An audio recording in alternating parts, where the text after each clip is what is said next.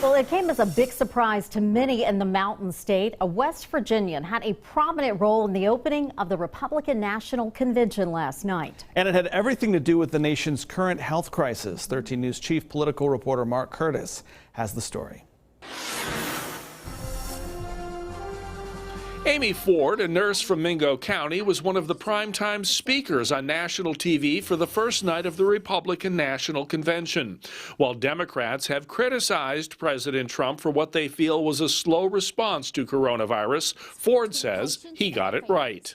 As a healthcare professional, I can tell you without hesitation, Donald Trump's quick action and leadership saved thousands of lives during COVID-19. First of all, years ago, he dismantled the pandemic response team, and since the onset of the pandemic, he has continued to downplay it and kind of just wish it would go away.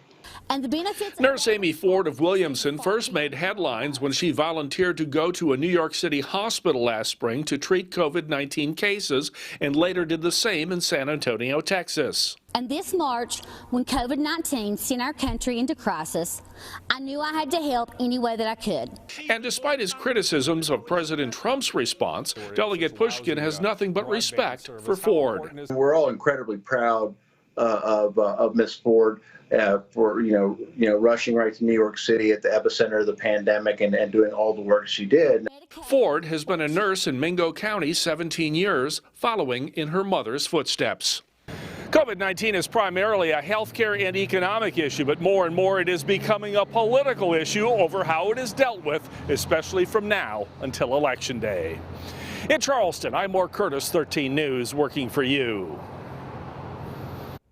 Well, the primary purpose of Amy Ford's address to the convention last night was to talk about the importance of expanding telehealth care, especially in rural areas.